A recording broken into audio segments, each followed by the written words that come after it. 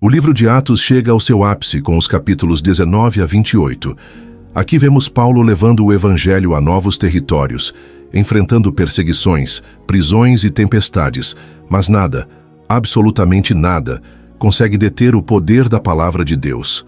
Mesmo acorrentado, Paulo permanece livre no espírito, provando que o evangelho é imparável. Se prepare. Nestes capítulos, você vai testemunhar milagres extraordinários, confrontos espirituais, resistência sobrenatural e a ousadia de um homem que entregou tudo por Cristo. Esta não é apenas uma história. É um chamado para viver a mesma fé que transforma o mundo. Atos 19. Avivamento em Éfeso e confronto contra a idolatria. Enquanto Apolo estava em Corinto, Paulo viajou pelas regiões do interior até chegar a Éfeso, no litoral, onde encontrou alguns discípulos. Ele lhes perguntou: "Vocês receberam o Espírito Santo quando creram?" "Não", responderam eles. "Nem sequer ouvimos que existe o Espírito Santo." "Então, que batismo vocês receberam?" perguntou ele. "O batismo de João", responderam.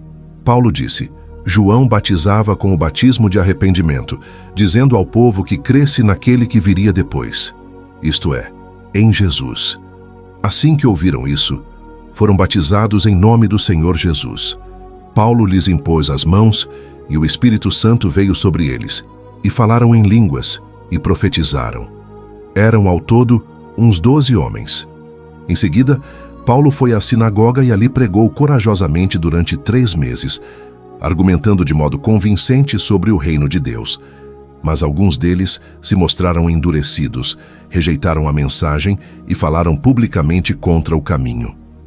Paulo, então, deixou a sinagoga e levou consigo os discípulos, passando a realizar discussões diárias na escola de Tirano.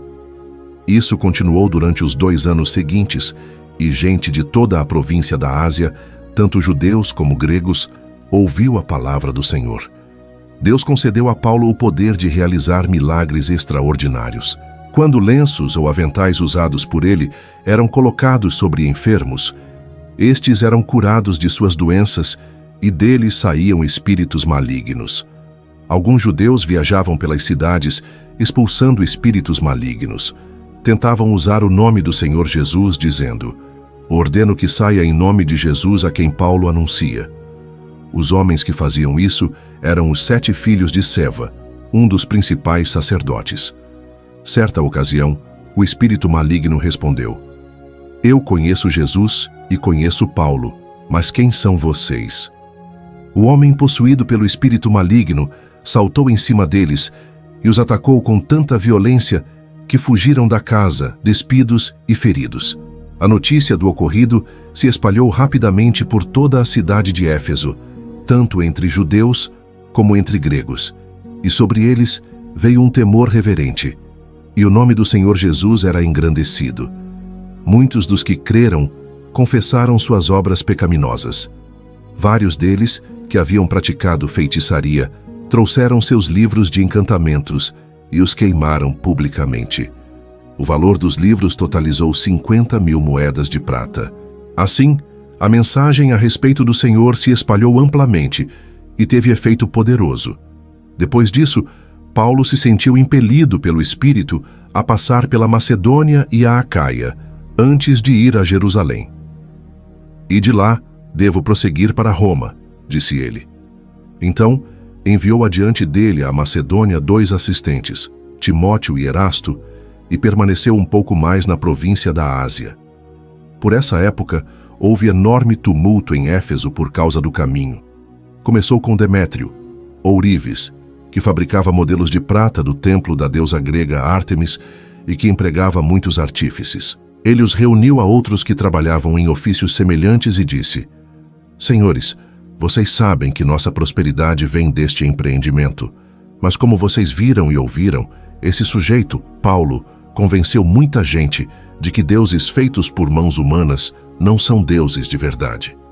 Fez isso não apenas aqui em Éfeso, mas em toda a província. Claro que não me refiro apenas à perda do respeito público por nossa atividade.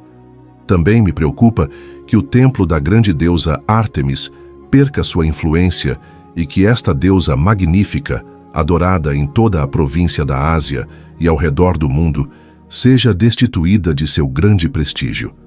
Ao ouvir isso, ficaram furiosos e começaram a gritar: "Grande é Ártemis dos Efésios!" Em pouco tempo, a cidade toda estava uma confusão. O povo correu para o anfiteatro, arrastando os macedônios Gaio e Aristarco, companheiros de viagem de Paulo. Ele também quis entrar, mas os discípulos não permitiram. Alguns amigos de Paulo, oficiais da província, também lhe enviaram um recado no qual suplicaram que não arriscasse a vida entrando no anfiteatro. Lá dentro, em polvorosa, o povo todo gritava e cada um dizia uma coisa. Na verdade, a maioria nem sabia por que estava ali. Entre a multidão, os judeus empurraram Alexandre para a frente e ordenaram que explicasse a situação. Ele fez sinal, pedindo silêncio, e tentou falar. No entanto, quando a multidão percebeu que ele era judeu, começou a gritar novamente e continuou por cerca de 2 horas. "Grande é Ártemis dos Efésios." Por fim, o escrivão da cidade conseguiu acalmar a multidão e disse: "Cidadãos de Éfeso, todos sabem que Éfeso é a guardiã do templo da grande Ártemis, cuja imagem caiu do céu para nós. Portanto, sendo este um fato inegável, acalmem-se e não façam nada precipitadamente. Vocês trouxeram estes homens aqui, mas eles não roubaram nada do templo, nem disseram coisa alguma contra nossa deusa. Se Demétrio e seus artífices têm alguma queixa contra eles, os tribunais estão abertos e há oficiais disponíveis para ouvir o caso. Que façam acusações formais. E se há outras queixas que desejam apresentar, elas podem ser resolvidas em assembleia, conforme a lei. Corremos o perigo de ser acusados de provocar desordem, pois não há motivo para este tumulto. E se exigirem de nós uma explicação, não teremos o que dizer." Então os despediu e a multidão se dispersou. Atos 20. Despedida emocionante de Paulo em Mileto. Passado o tumulto, Paulo mandou chamar os discípulos e os encorajou. Então se despediu e partiu para a Macedônia. Enquanto estava lá, encorajou os discípulos em todas as cidades por onde passou. Em seguida, desceu à Grécia, onde ficou por 3 meses. Quando se preparava para navegar de volta à Síria, descobriu que alguns judeus conspiravam contra sua vida e decidiu voltar pela Macedônia. Alguns homens viajavam com ele: Sópatro, filho de Pirro, de Bereia, Aristarco e Secundo, de Tessalônica, Gaio, de Derbe, Timóteo, e Tíquico e Trófimo, da província da Ásia. Eles foram adiante e esperaram por nós em Troade. Terminada a festa dos pães sem fermento, embarcamos num navio em Filipos e 5 dias depois nos reencontramos em Troade, onde ficamos 1 semana. No primeiro dia da semana, nos reunimos com os irmãos de lá para o partir do pão. Paulo começou a falar ao povo e, como pretendia embarcar no dia seguinte, continuou até a meia-noite. A sala no andar superior onde estávamos reunidos era iluminada por muitas lamparinas. O discurso de Paulo se estendeu por horas, e um jovem chamado Eutico, que estava sentado no parapeito da janela, ficou muito sonolento. Por fim, adormeceu profundamente, caiu de uma altura de 3 andares e morreu. Paulo desceu, inclinou-se sobre o jovem e o abraçou. "Não se desesperem", disse ele. "O rapaz está vivo." Então todos subiram novamente, partiram o pão e comeram juntos. Paulo continuou a lhes falar até o amanhecer e depois partiu. Enquanto isso, o jovem foi levado para casa vivo e todos sentiram grande alívio. Paulo foi por terra até Assos, onde havia definido que devíamos esperar por ele enquanto nós fomos de navio. Encontrou-se conosco em Assos e navegamos juntos até Mitilene. No dia seguinte, passamos em frente à ilha de Quios. No outro dia, atravessamos para a ilha de Samos e um dia depois chegamos a Mileto. Paulo havia decidido não aportar em Éfeso, pois não queria passar mais tempo na província da Ásia. Tinha pressa de chegar a Jerusalém, se possível, para a festa de Pentecostes. Por isso, em Mileto, mandou chamar os presbíteros da igreja de Éfeso.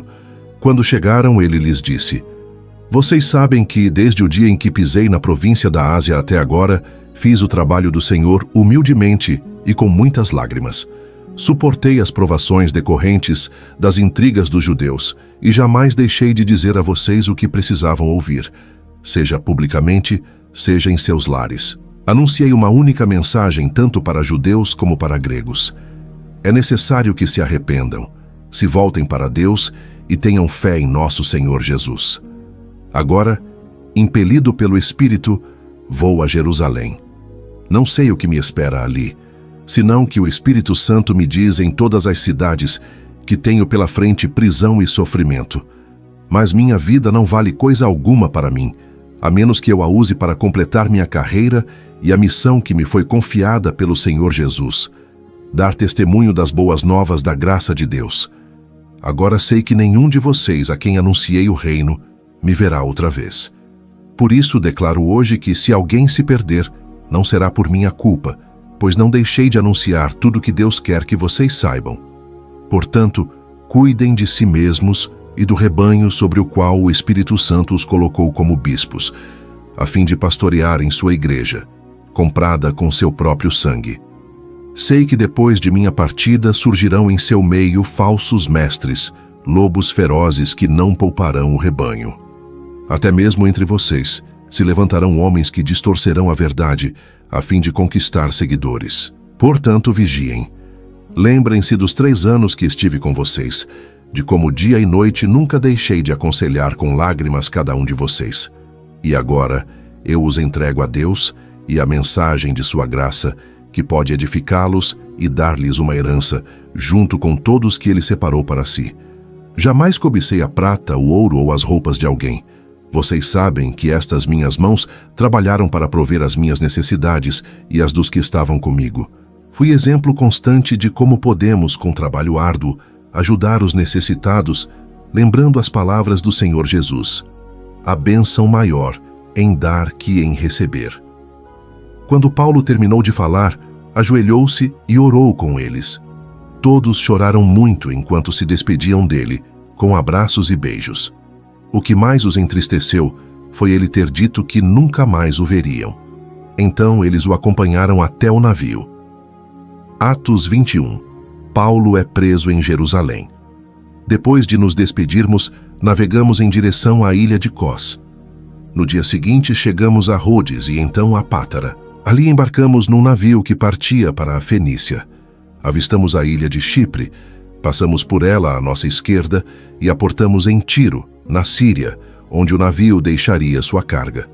No desembarque, encontramos os discípulos que ali viviam e ficamos com eles por 1 semana. Pelo Espírito, eles advertiam Paulo de que não fosse a Jerusalém. Ao fim de nosso tempo ali, voltamos ao navio, e toda a congregação, incluindo mulheres e crianças, saiu da cidade e nos acompanhou até a praia. Ali nos ajoelhamos, oramos e nos despedimos. Então subimos a bordo, e eles voltaram para casa. Depois que partimos de Tiro, chegamos a Ptolemaida, onde saudamos os irmãos e passamos um dia. No dia seguinte, prosseguimos para Cesareia e nos hospedamos na casa de Filipe, o evangelista, um dos 7 que tinham servido na igreja em Jerusalém. Ele tinha 4 filhas solteiras que profetizavam. Muitos dias depois, chegou da Judéia um profeta chamado Ágabo. Ele veio ao nosso encontro, tomou o cinto de Paulo e com ele amarrou os próprios pés e as mãos. Em seguida disse: o Espírito Santo declara: assim o dono deste cinto será amarrado pelos judeus em Jerusalém e entregue aos gentios. Ao ouvir isso, nós e os irmãos dali suplicamos a Paulo que não fosse a Jerusalém. Ele, porém, disse: por que todo esse choro? Assim vocês me partem o coração. Estou pronto não apenas para ser preso em Jerusalém, mas para morrer pelo Senhor Jesus. Quando ficou evidente que não conseguiríamos fazê-lo mudar de ideia, desistimos e dissemos: que seja feita a vontade do Senhor. Depois disso, arrumamos nossas coisas e partimos para Jerusalém. Alguns discípulos de Cesareia nos acompanharam e nos levaram à casa de Mnason, nascido em Chipre, e um dos primeiros discípulos. Quando chegamos a Jerusalém, os irmãos nos deram calorosas boas-vindas. No dia seguinte, Paulo foi conosco a um encontro com Tiago, e todos os presbíteros da igreja de Jerusalém estavam presentes. Depois que Paulo os cumprimentou, relatou em detalhes o que Deus havia realizado entre os gentios por meio de seu ministério. Quando ouviram isso, louvaram a Deus e disseram: Você sabe, irmão, quantos milhares de judeus também creram, e todos eles seguem à risca a lei de Moisés. Mas eles foram informados de que você ensina todos os judeus que vivem entre os gentios a abandonarem a lei de Moisés. Ouviram que você os instrui a não circuncidarem os filhos, nem seguirem os costumes judaicos. Que faremos? Certamente eles saberão que você chegou. Queremos que você faça o seguinte: temos aqui 4 homens que cumpriram um voto. Vá com eles ao templo e participe da cerimônia de purificação. Pague as despesas para realizarem o ritual de raspar a cabeça. Então todos saberão que os rumores são falsos e que você mesmo cumpre as leis judaicas. Quanto aos convertidos gentios, devem fazer aquilo que pedimos por carta: abster-se de comer alimentos oferecidos a ídolos, de consumir o sangue ou a carne de animais estrangulados e de praticar a imoralidade sexual. No dia seguinte, Paulo se purificou junto com aqueles homens e entrou no templo. Declarou quando terminariam os dias da purificação e quando seria oferecido o sacrifício em favor deles. Estando os 7 dias quase no fim, alguns judeus da província da Ásia viram Paulo no templo e incitaram a multidão contra ele. Agarraram-no, gritando: Homens de Israel, ajudem-nos! Este é o homem que fala contra nosso povo em toda parte e ensina todos a desobedecerem às leis judaicas. Fala contra o templo e até profana este santo lugar, trazendo gentios para dentro dele. Antes tinham visto Paulo na cidade com Trófimo, um gentio de Éfeso, e concluíram que Paulo o havia levado para dentro do templo. Toda a cidade se agitou com essas acusações, e houve grande tumulto. A multidão agarrou Paulo e o arrastou para fora do templo, e imediatamente foram fechadas as portas. Quando procuravam matar Paulo, chegou ao comandante do regimento romano a notícia de que toda a Jerusalém estava em rebuliço. No mesmo instante, ele chamou seus soldados e oficiais e correu para o meio da multidão. Quando viram o comandante e os soldados se aproximarem, pararam de espancar Paulo. Então o comandante o prendeu e mandou que o amarrassem com 2 correntes. Em seguida, perguntou à multidão quem era ele e o que havia feito. Uns gritavam uma coisa, outros gritavam outra. Não conseguindo descobrir a verdade no meio de todo o tumulto, ordenou que Paulo fosse levado à fortaleza. Quando Paulo chegou às escadas, o povo se tornou tão violento que os soldados tiveram de levantá-lo nos ombros para protegê-lo, e a multidão foi atrás, gritando: Matem-no! Matem-no! Quando Paulo estava para ser levado à fortaleza, disse ao comandante: Posso ter uma palavra com o senhor? Surpreso, o comandante perguntou: Você fala grego? Não é você o egípcio que liderou uma rebelião algum tempo atrás e levou consigo ao deserto 4.000 assassinos? Não, respondeu Paulo. Sou judeu e cidadão de Tarso, cidade importante da Cilícia. Por favor, permita-me falar a esta gente. O comandante concordou, de modo que Paulo ficou em pé na escadaria e fez sinal para o povo se calar. Logo, um silêncio profundo envolveu a multidão e ele lhes falou em aramaico, o idioma deles. Atos 22. O testemunho poderoso de Paulo diante do povo. Irmãos e pais, disse Paulo, ouçam-me enquanto apresento minha defesa. Quando o ouviram falar em aramaico, o silêncio foi ainda maior. Então Paulo disse: Sou judeu, nascido em Tarso, cidade da Cilícia. Fui criado aqui em Jerusalém e educado por Gamaliel. Como aluno dele, fui instruído rigorosamente em nossas leis e nos costumes judaicos. Tornei-me muito zeloso de honrar a Deus em tudo o que fazia, como vocês são hoje. E fui ao encalço dos seguidores do caminho, perseguindo alguns até a morte, prendendo homens e mulheres e lançando-os na prisão. O sumo sacerdote e todo o conselho dos líderes do povo podem confirmar isso. Recebi deles cartas para nossos irmãos judeus em Damasco que me autorizavam a trazer os seguidores do caminho de lá para Jerusalém, em cadeias, para serem castigados. Quando me aproximava de Damasco por volta do meio-dia, de repente uma luz muito intensa brilhou ao meu redor. Caí no chão e ouvi uma voz que me disse: Saulo, Saulo, por que você me persegue?" "Quem és tu, Senhor?" perguntei. E a voz respondeu: "Sou Jesus, o Nazareno, a quem você persegue." Os que me acompanhavam viram a luz, mas não entenderam a voz daquele que falava comigo. Então perguntei: "Que devo fazer, Senhor?" E o Senhor me disse: "Levante-se e entre em Damasco, onde lhe dirão tudo o que você deve fazer." A luz intensa havia me deixado cego, e meus companheiros tiveram de levar-me pela mão a Damasco. Vivia ali Ananias, um homem devoto, dedicado à lei e muito respeitado por todos os judeus da cidade. Ele veio, colocou-se ao meu lado e disse: "Irmão Saulo, volte a enxergar." E naquele mesmo instante, pude vê-lo. Então ele disse: "O Deus de nossos antepassados escolheu você para conhecer a vontade dele e para ver o justo e ouvi-lo falar. Você será testemunha dele, dizendo a todos o que viu e ouviu. O que está esperando? Levante-se e seja batizado. Fique limpo de seus pecados invocando o nome do Senhor." Depois que voltei a Jerusalém, estava orando no templo e tive uma visão, na qual o Senhor me dizia: "Depressa, saia de Jerusalém, pois o povo daqui não aceitará seu testemunho a meu respeito." E eu respondi: "Senhor, sem dúvida eles sabem que em cada sinagoga eu prendia e açoitava aqueles que criam em ti. E quando Estevão, tua testemunha, foi morto, eu estava inteiramente de acordo. Fiquei ali e guardei os mantos que eles tiraram quando foram apedrejá-lo. Mas o Senhor me disse: Vá, pois eu o enviarei para longe, para os gentios." A multidão ouviu Paulo até ele dizer essa palavra. Então começaram a gritar: "Fora com esse sujeito! Ele não merece viver!"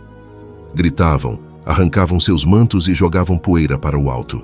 O comandante trouxe Paulo para dentro e ordenou que ele fosse açoitado e interrogado, a fim de descobrir por que a multidão tinha ficado tão furiosa.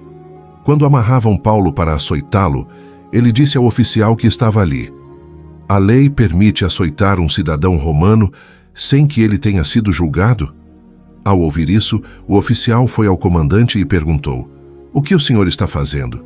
Este homem é cidadão romano."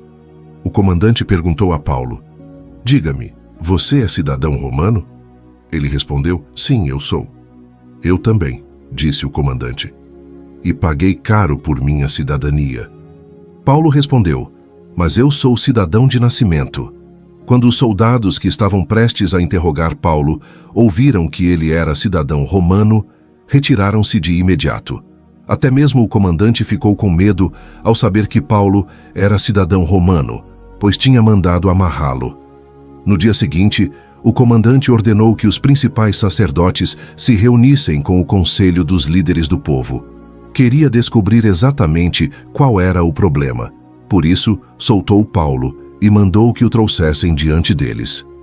Atos 23. Paulo diante do Sinédrio e a proteção de Deus. Paulo olhou fixamente para o conselho dos líderes do povo e disse: "Irmãos, tenho vivido diante de Deus com a consciência limpa." No mesmo instante, o sumo sacerdote Ananias ordenou aos que estavam perto de Paulo que lhe dessem um tapa na boca. Então Paulo lhe disse: "Deus o ferirá, seu grande hipócrita.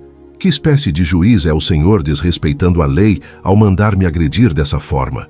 Os que estavam perto de Paulo lhe disseram: "Você ousa insultar o sumo sacerdote de Deus?" "Irmãos, não sabia que ele era o sumo sacerdote", respondeu Paulo.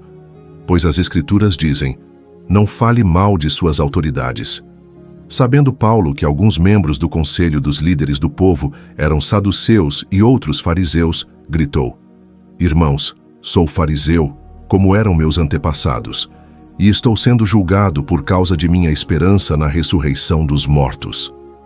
Quando Paulo disse isso, o conselho se dividiu, fariseus contra saduceus, pois os saduceus afirmam não haver ressurreição, nem anjos nem espíritos, mas os fariseus creem em todas essas coisas. Houve grande alvoroço. Alguns dos mestres da lei, que eram fariseus, se levantaram e começaram a discutir energicamente. "Não vemos nada de errado com este homem", gritavam. "Talvez um espírito ou um anjo tenha falado a ele." A discussão ficou cada vez mais violenta e o comandante teve medo de que Paulo fosse feito em pedaços. Assim, ordenou que os soldados o retirassem à força e o levassem de volta à fortaleza. Naquela noite, o Senhor apareceu a Paulo e disse: "Tenha ânimo, Paulo. Assim como você testemunhou a meu respeito aqui em Jerusalém, deve fazê-lo também em Roma." Na manhã seguinte, alguns judeus se juntaram para conspirar, jurando solenemente que não comeriam nem beberiam antes de matar Paulo. A conspiração envolveu mais de 40 homens. Foram aos principais sacerdotes e aos líderes do povo e lhes disseram: "Juramos solenemente, sob pena de castigo divino, que não comeremos nem beberemos antes de matar Paulo. Agora peçam, vocês e o conselho dos líderes do povo, que o comandante traga Paulo de volta ao conselho. Finjam que os senhores desejam examinar o caso com mais detalhes. Nós o mataremos no caminho." Contudo, o sobrinho de Paulo, filho de sua irmã, soube do plano deles e foi à fortaleza contar a seu tio. Então Paulo mandou chamar um dos oficiais romanos e disse: "Leve este rapaz ao comandante. Ele tem algo importante para lhe contar."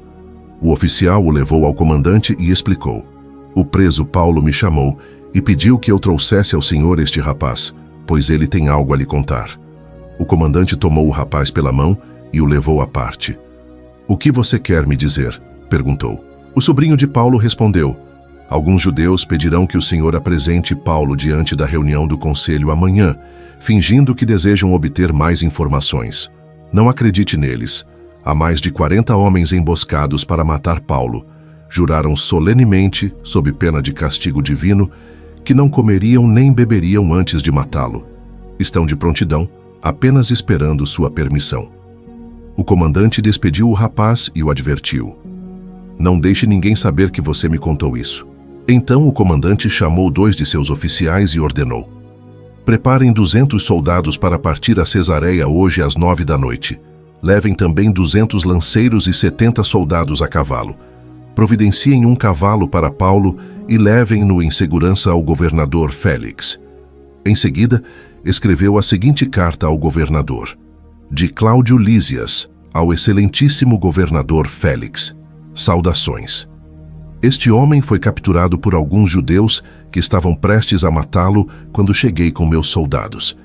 Ao ser informado de que ele era cidadão romano, transferi-o para um lugar seguro. Então levei-o diante do Conselho Supremo dos Judeus para investigar o motivo das acusações. Não demorei a descobrir que ele era acusado de algo relacionado à lei religiosa, sem dúvida nada que justificasse a pena de morte ou mesmo a prisão. Fui informado, porém, de uma conspiração para matá-lo e enviei-o de imediato ao Senhor. Também informei aos acusadores que devem apresentar suas denúncias diante do Senhor." Naquela noite, os soldados cumpriram as ordens que haviam recebido e levaram Paulo até Antipátride. Voltaram à fortaleza na manhã seguinte, enquanto a cavalaria prosseguiu com ele. Quando chegaram a Cesareia, apresentaram Paulo e a carta ao governador Félix. O governador leu a carta e perguntou a Paulo de que província ele era. "Da Cilícia", respondeu Paulo.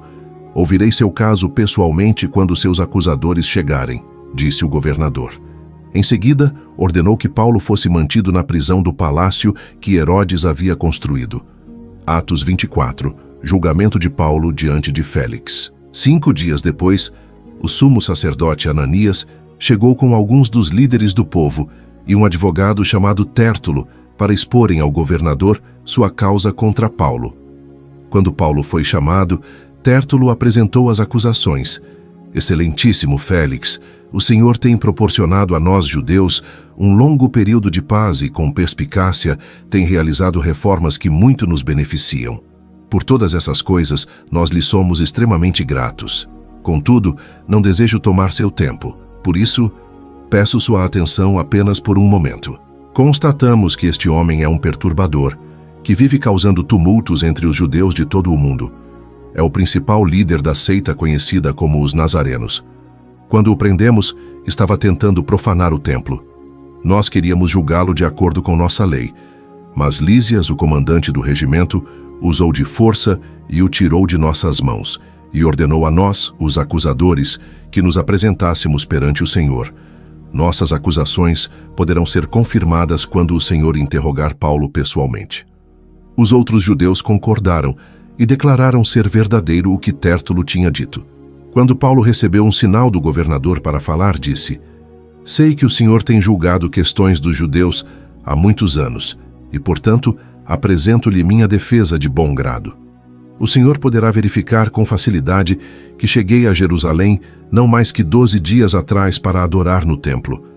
Meus acusadores não me encontraram discutindo com ninguém no templo, nem causando tumulto em nenhuma sinagoga, nem nas ruas da cidade. Eles não podem provar as acusações que fazem contra mim. Reconheço, porém, que sou seguidor do caminho, que eles chamam de seita. Adoro o Deus de nossos antepassados e creio firmemente na lei judaica e em tudo que está escrito nos profetas. Tenho em Deus a mesma esperança destes homens de que Ele ressuscitará tanto os justos como os injustos. Por isso, procuro sempre manter a consciência limpa diante de Deus e dos homens. Depois de estar ausente por vários anos, voltei a Jerusalém com dinheiro para ajudar meu povo e apresentar ofertas. Meus acusadores me viram no templo depois que completei minha cerimônia de purificação. Não havia multidão nenhuma ao meu redor e nenhum tumulto. Só estavam ali alguns judeus da Ásia, e são eles que deveriam estar aqui diante do Senhor para me acusar, se tem algo contra mim. Pergunte a estes homens que aqui estão de que crimes o conselho dos líderes do povo me considerou culpado, exceto pela ocasião em que gritei: Estou sendo julgado diante dos senhores porque creio na ressurreição dos mortos. Nesse momento, Félix, que tinha bastante conhecimento sobre o caminho, interrompeu a audiência e disse: Esperem até Lísias, o comandante do regimento, chegar. Então decidirei o caso de vocês. Ordenou que um oficial mantivesse Paulo sob custódia, mas lhe deu certa liberdade e permitiu que seus amigos o visitassem e providenciassem aquilo de que ele precisava. Alguns dias depois, Félix voltou com sua esposa, Drusila, que era judia. Mandou chamar Paulo e os dois ouviram enquanto ele lhes falava a respeito da fé em Cristo Jesus. Quando Paulo passou a falar da justiça divina, do domínio próprio e do dia do juízo que estava por vir, Félix teve medo e disse: Pode ir por enquanto. Quando for mais conveniente, mandarei chamá-lo outra vez. Félix também esperava que Paulo lhe oferecesse dinheiro, de modo que mandava buscá-lo com frequência e conversava com ele. Assim se passaram 2 anos, e Félix foi sucedido por Pórcio Festo. E uma vez que Félix desejava obter a simpatia dos judeus, manteve Paulo na prisão. Atos 25. Paulo apela para César. 3 dias depois que Festo chegou a Cesareia, para assumir suas novas responsabilidades no governo da província, partiu para Jerusalém, onde os principais sacerdotes e outros líderes judeus se reuniram com ele e lhe apresentaram as acusações contra Paulo. Pediram a Festo, como favor, que transferisse Paulo para Jerusalém, pois planejavam armar uma emboscada para matá-lo no caminho. Festo respondeu que Paulo estava em Cesareia e que ele próprio voltaria para lá em breve. Alguns de vocês que têm autoridade voltem comigo, disse ele. Se Paulo tiver feito algo de errado, vocês poderão apresentar suas acusações. 8 ou 10 dias depois, Festo voltou a Cesareia e no dia seguinte convocou o tribunal e mandou que trouxessem Paulo. Quando Paulo chegou, os líderes judeus vindos de Jerusalém se juntaram ao seu redor e fizeram várias acusações graves que não podiam provar. Paulo se defendeu. Não sou culpado de nenhum crime contra as leis judaicas, nem contra o templo, nem contra o governo romano.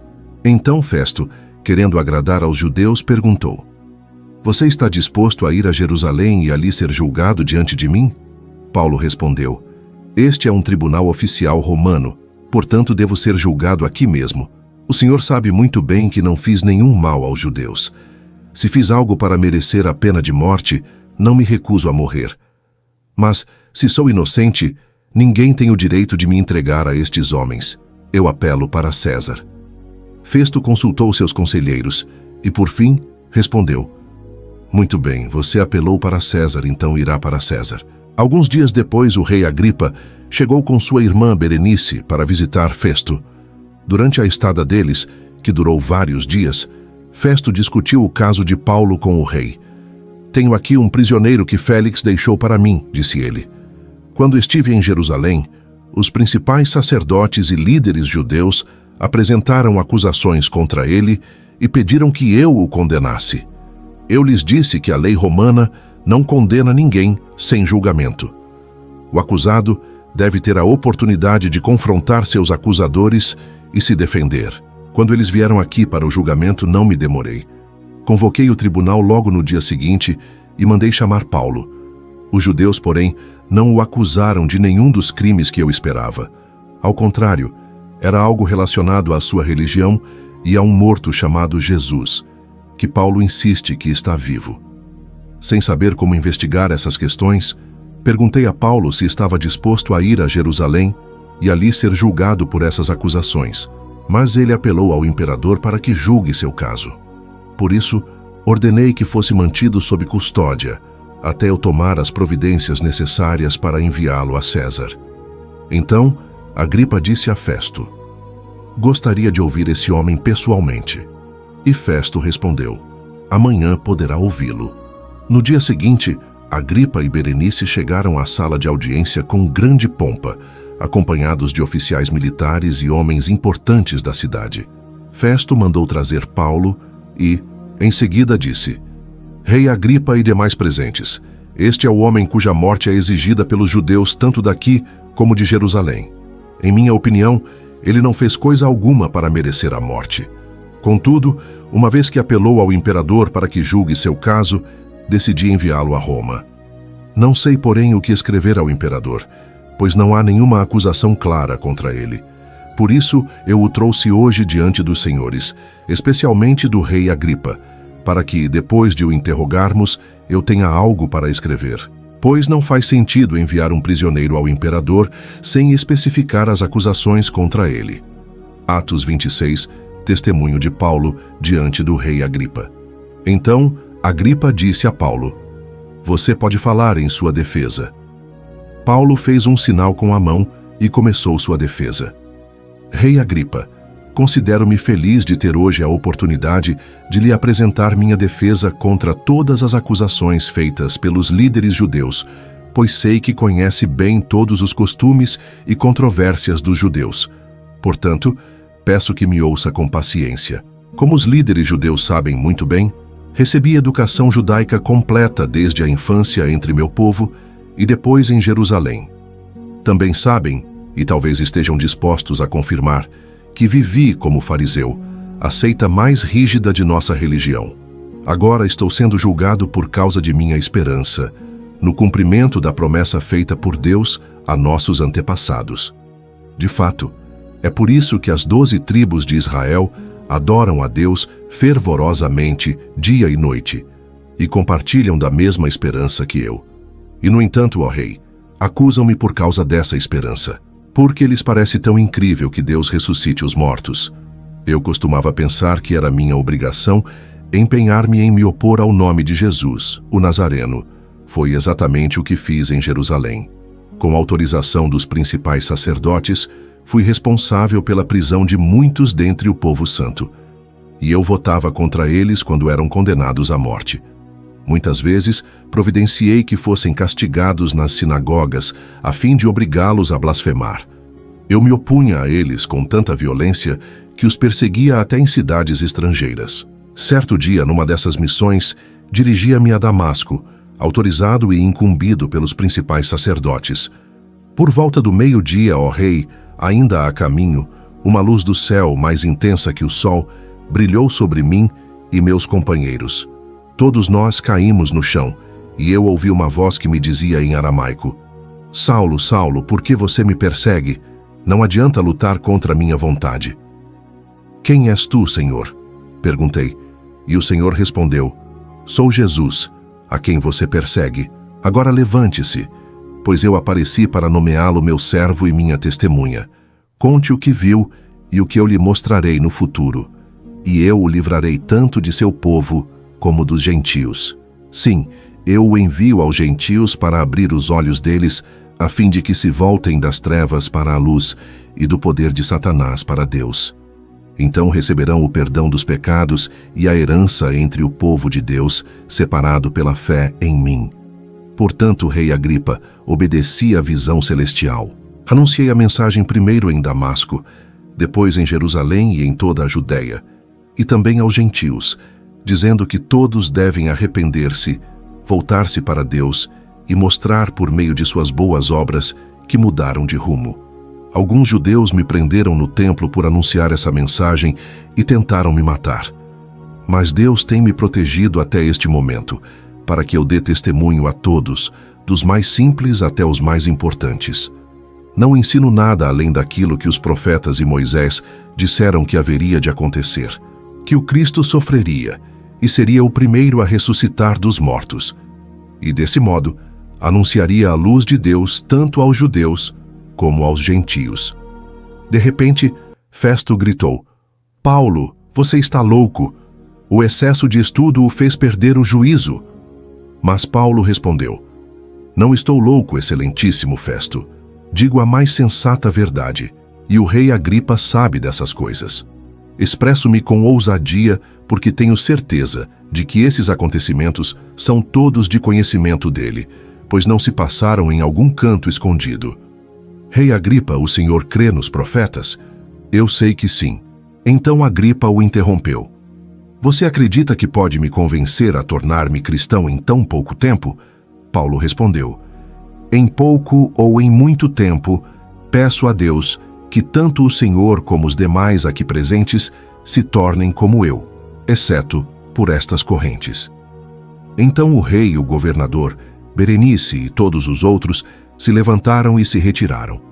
Enquanto saíam, conversavam entre si e concordaram. Esse homem não fez nada que mereça morte ou prisão. E Agripa disse a Festo: Ele poderia ser posto em liberdade se não tivesse apelado a César. Atos 27. A tempestade no mar e o naufrágio milagroso. Quando chegou a hora, zarpamos para a Itália. Paulo e muitos outros prisioneiros foram colocados sob a guarda de um oficial romano chamado Júlio, capitão do regimento imperial. Aristarco, um macedônio de Tessalônica, nos acompanhou. Partimos num navio que tinha vindo do porto de Adramítio, no litoral noroeste da província da Ásia. Estavam previstas diversas paradas em portos ao longo da costa. No dia seguinte, quando ancoramos em Sidom, Júlio demonstrou bondade a Paulo, permitindo-lhe que desembarcasse para visitar amigos e receber ajuda material deles. Quando partimos de lá, fomos costeando a ilha de Chipre, devido aos ventos contrários que tornavam difícil manter o rumo. Prosseguindo por mar aberto, passamos pelo litoral da Cilícia e da Panfilha, chegando a Mirra, na província de Lícia. Ali, o oficial no comando encontrou um navio egípcio de Alexandria que estava de partida para a Itália e nos fez embarcar. Navegamos vagarosamente por vários dias e, depois de muita dificuldade, nos aproximamos de Quinido. Por causa dos ventos contrários, atravessamos para Creta, acompanhando o litoral menos exposto da ilha, defronte ao cabo de Salmona. Costeamos a ilha com grande esforço, até que chegamos a bons portos perto da cidade de Lazéia. Havíamos perdido muito tempo. As condições climáticas estavam se tornando perigosas para a navegação, pois se aproximava o fim do outono, e Paulo tratou dessa questão com os oficiais do navio. Disse ele: Senhores, se prosseguirmos, vejo que teremos problemas adiante. Haverá grande prejuízo para o navio e para a carga e perigo para a nossa vida. Mas o oficial encarregado dos prisioneiros deu mais ouvidos ao capitão e ao proprietário do navio que a Paulo. E uma vez que Bons Portos era uma enseada aberta, um péssimo lugar para passar o inverno, a maioria da tripulação desejava ir a Fenice, que ficava mais adiante na costa de Creta, e passar o inverno ali. Fenice era um bom porto, com abertura apenas para o sudoeste e o noroeste. Quando um vento leve começou a soprar do sul, os marinheiros pensaram que conseguiriam chegar lá a salvo. Por isso, levantaram âncora e foram costeando Creta. Mas o tempo mudou de repente, e um vento com força de furacão, chamado Nordeste, soprou sobre a ilha e nos empurrou para o mar aberto. Como os marinheiros não conseguiam manobrar o navio para ficar de frente para o vento, desistiram e deixaram que fosse levado pela tempestade. Navegamos pelo lado menos exposto de uma pequena ilha chamada Cauda, onde com muito custo conseguimos içar para bordo o barco salva-vidas que viajava rebocado. Então os marinheiros amarraram cordas em volta do casco do navio para reforçá-lo. Temiam ser arrastados para os bancos de areia de Sirte, diante do litoral africano. Por isso baixaram a âncora flutuante para desacelerar o navio e deixaram que fosse levado pelo vento. No dia seguinte, como ventos com força de vendaval continuavam a castigar o navio, a tripulação começou a lançar a carga ao mar. No terceiro dia, removeram até mesmo parte do equipamento do navio e o jogaram fora. A tempestade terrível prosseguiu por muitos dias, escondendo o sol e as estrelas, até que perdemos todas as esperanças. Fazia tempo que ninguém comia. Por fim, Paulo reuniu a tripulação e disse: Os senhores deveriam ter me dado ouvidos no princípio e não ter deixado bons portos. Teriam evitado todo este prejuízo e esta perda. Mas tenham bom ânimo. O navio afundará, mas nenhum de vocês perderá a vida. Pois ontem à noite, um anjo do Deus a quem pertenço e sirvo se pôs ao meu lado e disse: Não tenha medo, Paulo. É preciso que você compareça diante de César. E Deus, em sua bondade, concedeu proteção a todos que navegam com você. Portanto, tenham bom ânimo. Creio em Deus. Tudo ocorrerá exatamente como ele disse. É necessário, porém, que sejamos impulsionados para uma ilha. Por volta da meia-noite, na 14ª noite de tempestade, enquanto éramos levados de um lado para o outro no mar Adriático, os marinheiros perceberam que estávamos perto de terra firme. Lançaram a sonda e verificaram que a água tinha 37 metros de profundidade. Um pouco depois, lançaram a sonda novamente e encontraram apenas 27 metros. Temiam que, se continuássemos assim, seríamos atirados contra as rochas na praia. Por isso, lançaram 4 âncoras da parte de trás do navio e ansiavam para que o dia chegasse logo.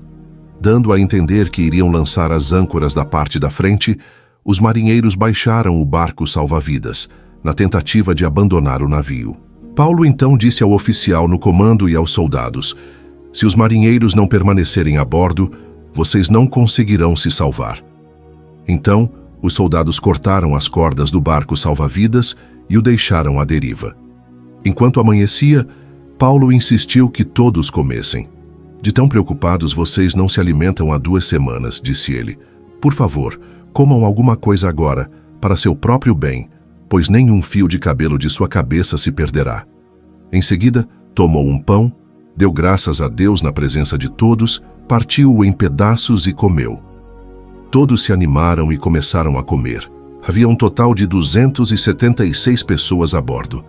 Depois de se alimentar, a tripulação aliviou o peso do navio mais um pouco, atirando ao mar toda a carga de trigo. Ao amanhecer, não reconheceram a terra, mas viram uma enseada com uma praia e cogitaram se seria possível chegar ali e atracar o navio.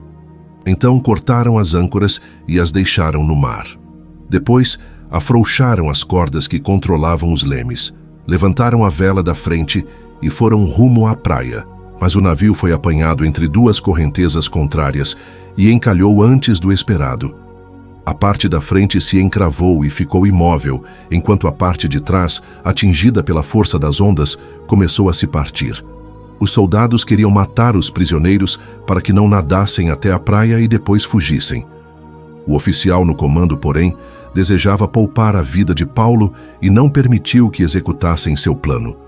Ordenou aos que sabiam nadar que saltassem ao mar primeiro e fossem em direção à terra. Os outros se agarraram a tábuas ou pedaços do navio destruído. Assim todos chegaram à praia em segurança. Atos 28. Paulo em Roma, preso, mas livre no espírito. Uma vez a salvo em terra, descobrimos que estávamos na ilha de Malta. O povo de lá nos tratou com muita bondade. Por ser um dia frio e chuvoso, fizeram uma fogueira na praia para nos receber. Enquanto Paulo juntava um monte de gravetos e os colocava no fogo, uma cobra venenosa que fugia do calor mordeu sua mão. Quando os habitantes da ilha viram a cobra pendurada na mão de Paulo, disseram uns aos outros: Sem dúvida ele é um assassino, embora tenha escapado do mar, a justiça não lhe permitiu viver. Mas Paulo sacudiu a cobra no fogo e não sofreu nenhum mal. O povo esperava que ele inchasse ou caísse morto de repente. No entanto, depois de esperarem muito tempo, e verem que nada havia acontecido, mudaram de ideia e começaram a dizer que ele era um deus. Perto da praia, havia uma propriedade pertencente a Públio, a principal autoridade da ilha.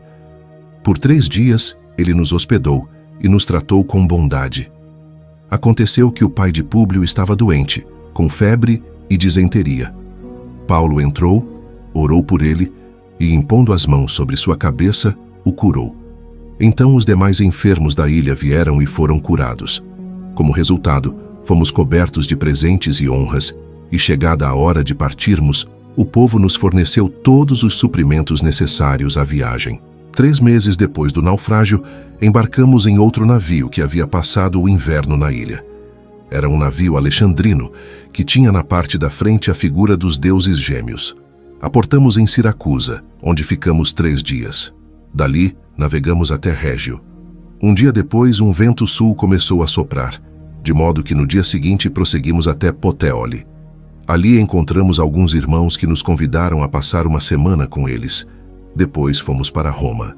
Os irmãos em Roma souberam que estávamos chegando e vieram ao nosso encontro no fórum da Via Ápia. Outros se juntaram a nós nas 3 vendas. Ao vê-los, Paulo se animou e agradeceu a Deus. Quando chegamos a Roma, Paulo recebeu permissão de ter sua própria moradia, sob a guarda de um soldado. 3 dias depois de chegar, Paulo convocou os líderes judeus locais e lhes disse: Irmãos, embora eu não tenha feito nada contra nosso povo, nem contra os costumes de nossos antepassados, fui preso em Jerusalém e entregue ao governo romano. Os romanos me interrogaram e queriam me soltar, pois não encontraram motivo para me condenar à morte. Mas quando os líderes judeus protestaram contra a decisão, considerei necessário apelar a César, embora não tivesse acusação alguma contra meu próprio povo. Por isso pedi a vocês que viessem aqui hoje para que nos conhecêssemos e também para que eu pudesse explicar que estou preso com estas correntes porque creio na esperança de Israel. Eles responderam: Não recebemos nenhuma carta da Judéia e ninguém que veio de lá nos informou alguma coisa contra você. Contudo, queremos ouvir o que você pensa, pois o que sabemos a respeito desse movimento é que ele é contestado em toda parte.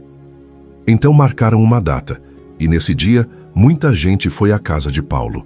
Ele explicou e testemunhou sobre o reino de Deus e desde cedo até a noite procurou convencê-los acerca de Jesus com base na lei de Moisés e nos livros dos profetas. Alguns foram convencidos pelas coisas que ele disse, mas outros não creram. E depois de discutirem entre si, foram embora com estas palavras finais de Paulo: O Espírito Santo estava certo quando disse a nossos antepassados, por meio do profeta Isaías: Vá e diga a este povo: quando ouvirem o que digo, não entenderão. Quando virem o que faço, não compreenderão. Pois o coração deste povo está endurecido. Ouvem com dificuldade e têm os olhos fechados, de modo que seus olhos não veem, e seus ouvidos não ouvem, e seu coração não entende, e não se voltam para mim, nem permitem que eu os cure. Portanto, quero que saibam que esta salvação vinda de Deus também foi oferecida aos gentios, e eles a aceitarão. Depois de ele ter dito essas palavras, os judeus partiram, em grande desacordo uns com os outros. Durante os 2 anos seguintes, Paulo morou em Roma às próprias custas.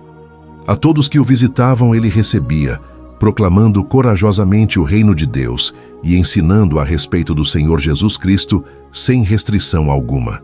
Atos 19 a 28 nos mostra que nenhuma prisão pode calar a voz do Evangelho. O Espírito Santo conduziu Paulo em cada cidade, em cada julgamento, até chegar a Roma, o coração do império. A mensagem é clara: o Evangelho não pode ser detido, porque ele é o poder de Deus que salva, liberta e transforma. Se esta leitura falou ao seu coração, inscreva-se no canal Amor Infinito e continue acompanhando a série Bíblia Narrada, NVT. Compartilhe este vídeo e ajude a Palavra de Deus a alcançar mais vidas, assim como chegou até Roma através de Paulo. A Palavra de Deus não está presa, 2 Timóteo 2:9.